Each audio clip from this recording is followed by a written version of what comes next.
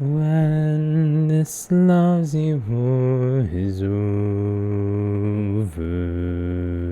no more soldiering for me. When I get my civvy clothes on, oh, how happy I shall be. No more church parades on Sunday. No more begging for a pass. I will tell that sergeant major to stick his passes up his arse. No more standing to in trenches. Only one more church parade. No more NCOs to curse us. No more Tickler's marmalade. When this bloody war is over, no more soldiering for me. When I get my civvy clothes on, oh, how happy I shall be. How I hate the fucking army. Hate it more than I can tell. All I long for is my freedom, far from this infernal hell. I will sound my own reveille.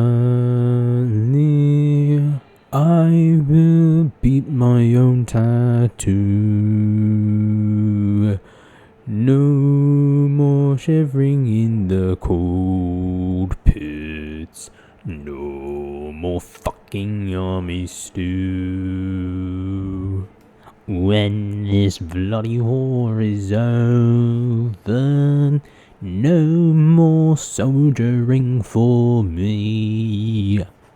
When I get me civvy clothes on, oh, how happy I shall be.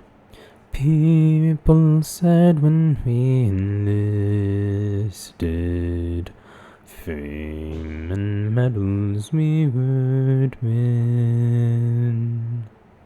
But that fame is in the guard's room, and those medals made of tin. When this lousy war is over, no more soldiering for me. When I get my civvy clothes on, oh, how happy I shall be. When I get my civvy clothes on, oh, how happy I shall be. The Great War ravaged Europe for 4 years, 3 months, and 2 weeks. What began on the 20th of July, 1914, would not come to an end until the 11th of November, 1918. All of it started by one shot in the Balkans. But this war was unlike anything ever fought before. Gone were the days of the Napoleonic line battles. Gone were the days of the pre-industrial war. Now this was a war of industry. A war of totality. The real tragedy behind the war was the age of the soldiers who fought it. Most were 18, some not even. Many 16 and 17-year-olds lied about their age in order to enlist. They were deceived by an idea of honor, glory, and the old ways of combat. But those were not to come. Instead, what they found when they reached that front line was decrepit and horrible holes in the ground in which they called their home, trenches, and trench warfare would soon become their graves. The soldiers soon forgot about life outside of the war, but they held one thing close to their heart, and that was music, being able to sing songs regardless of how terrible their voice was, and being able to share that bond with their fellow soldiers. Many would not make it to the end of the war.